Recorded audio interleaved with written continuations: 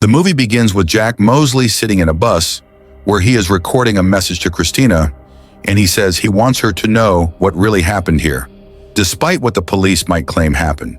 At the same time, we see that the police are waiting outside, pointing their guns at him, waiting to shoot.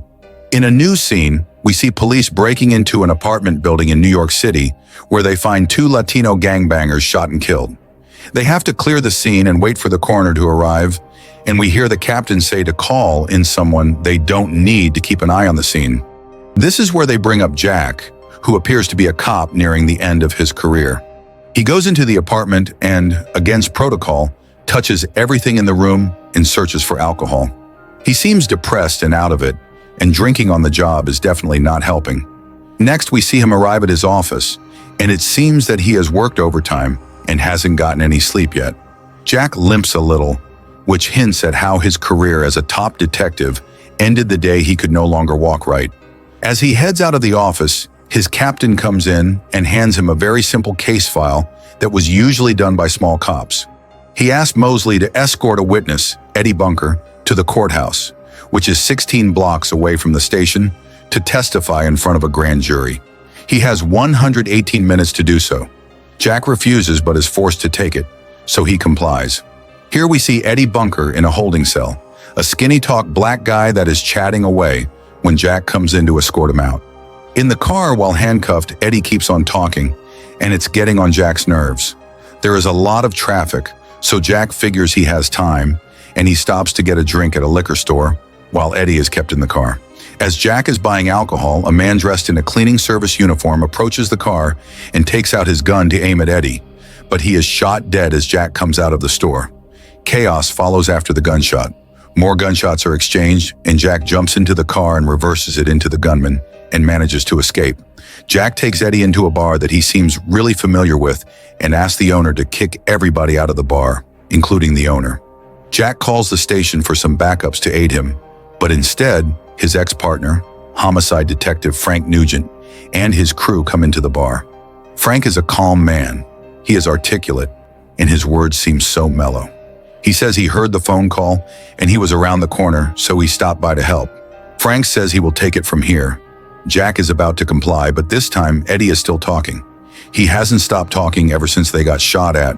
He keeps whining about why Jack would risk his life and stop for a drink and all that. Anyway, he keeps talking until another detective comes into the bar, and Eddie shuts up immediately as if he recognizes the guy. That made Jack realize that something was fishy. Frank goes on and explains to Jack that Eddie is about to testify against a lot of dirty cops, including a chief in the courtroom. He is going to ruin a lot of good cops' lives by telling what he saw. Eddie witnessed dirty cops doing illegal transactions and even killing some guys. Frank takes Jack's gun away and hands it to his guys. The guys wiped the gun clean and placed it in Eddie's hand. Then they fire a shot with Eddie holding the gun, making it seem like he snatched the gun and tried to kill the cops. Eddie is held up and is about to get executed right there in the bar. Jack takes the bar owner's rifle and shoots the cops in the legs. He takes Eddie and goes out the back door. Frank is now really angry, still maintaining his poise, and calls in more backups to find both Jack and Eddie, now claiming that Jack snapped and has started shooting at cops.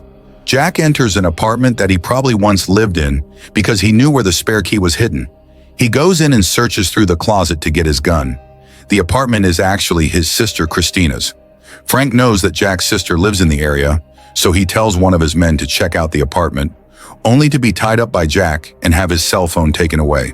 The cell phone pickup is actually a bad idea as Frank is able to get their exact location through GPS. This is until Eddie tries to escape, taking the subway on his own and refusing help from a drunken, handicapped cop. He immediately changes his mind when some cops on the subway are there, coming to kill him.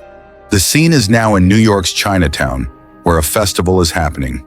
He carries a notebook everywhere with him, consisting of all the recipes in the world for cakes, and he marks down everyone's birthdays too.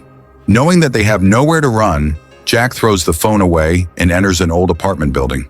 This time, Jack takes Eddie underground to a sweatshop with Chinese immigrants running around. Jack seems to know his way around New York City, but so does Frank, with whom Jack worked with for 20 years. Frank cuts them off and starts another shootout, while Frank's men are behind a steel door. Eddie and Jack are trapped between the door and Frank. The only escape is an elevator that doesn't work. In this scene, we hear Jack and Frank catch up on all the old memories they had and whatnot. Frank tries to convince Jack that Eddie is a thief and all the nasty convictions, which Eddie either denies or says he has changed, only to hear Jack tell him that people do not change. Just when they decide to open the steel door instead and shoot their way out, the elevator starts to work, and Jack and Eddie hop in and go up and out the front door. Eddie keeps knocking on doors, and an old Asian guy actually opens it and lets Jack and Eddie in. The team searches for them from floor to floor and has no idea where they went. In the apartment, Eddie changes clothes and tells Jack of his dream of becoming a birthday cake baker. Jack sees how innocent Eddie is in this whole mess and is convinced that he would protect him all the way to the courthouse. In the apartment, Jack calls the prosecuting attorney and explains the entire situation. He tells her the exact building and room number they are in, and she immediately sends escorts to get them out safely. But this time, Frank's crew gets the info from the mole and busts into the wrong apartment and realizes they've been conned by Jack. Jack walks down the stairs without obstacles now, only to be stopped by Frank himself, waiting at the bottom level. But Jack is not stupid, because he had Eddie go around the back and has the gun aimed at Frank from behind. Eddie and Jack escape another close one and go out the door. Once they get out to the streets, they immediately hop onto a bus and are chased after by two of Frank's men. They shoot the tires, and the bus loses control and spins out into a dead end. There are 31 passengers on the bus, and it becomes a hostage situation. Now the entire SWAT team is here, including the commissioner and the news crew. Frank must be careful about his actions. Jack asks the passengers to seal the bus windows with newspapers and tells the police that there are about 40 hostages when there are actually only 31 of them. As they wait, Jack buys more time by demanding that the prosecutor and the news crew and a stenographer be present for him to release all the hostages. Eddie is actually talking to a cute little girl, telling her not to be afraid and that he will send her a beautiful birthday cake when that day comes. This made Jack more convinced that Eddie is a changed man and is actually good at heart. Just when the SWAT team is about to break in, Jack releases all the passengers on the bus, and he even switches Eddie's outfit with another passenger. The cops are all confused by Jack's action. It is chaotic as the passengers come out and run for their lives, along with Eddie. Jack remains in there and believes that he has gotten his job done by getting Eddie out of it. But then, while the cops are still believing that there are 9 more hostages, the bus driver tells them that he was the last passenger and Jack is alone. That is when the SWAT team is ready to take Jack out, since they are told that he shot a few cops earlier. But then, Eddie comes out of nowhere and asks everyone not to shoot, and he gets himself back on the bus again. Eddie confronts Jack about him saying people don't change, and he wants Jack to believe that people do change. So even with all the flat tires, Jack and Eddie still manage to pull out of the dead end after taking out a few cops' cars. But they are chased by the entire SWAT team, who keep breaking glass and firing shots and throwing flash and smoke grenades into the bus. The bus stops right as it is stuck in an alley. When the SWAT team enters the bus, Jack and Eddie have snuck out of the bus and into an adjacent building. This time, Eddie was shot in the stomach, and Jack calls in help from his sister, Christina, who drives an ambulance and is a paramedic. She comes and aids Eddie and manages to fix him up. As they drive towards the courthouse, Jack asks his sister for another favor. We then see Frank pulling over the ambulance and demanding that Christina open the doors, only to find nothing in there. Jack's favor was actually calling in another ambulance to take them somewhere close to the courthouse instead. In the ambulance, Jack confesses to Eddie that he is a bad person, that he is actually one of the dirty cops that Eddie was going to testify against. He is going to take full responsibility now.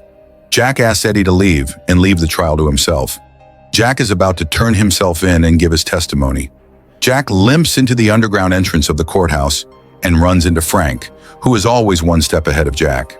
Jack confronts Frank about their entire crimes, including getting some people killed to get what they needed to break some cases. Frank finally loses his cool and yells at Jack and spills all the beans. He just can't kill his long-term partner with his own hands, so he lets Jack get into the elevator and tells one of his men awaiting Jack upstairs to kill him.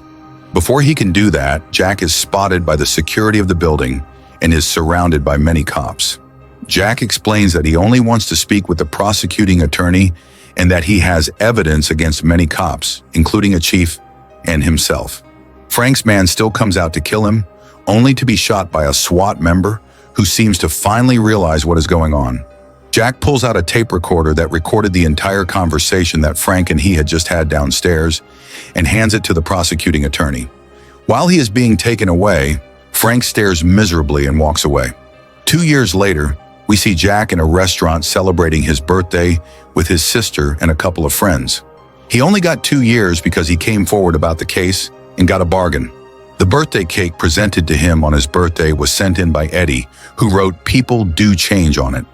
Along with the cake, he wrote a letter to Jack and attached some photos of him and his new bakery.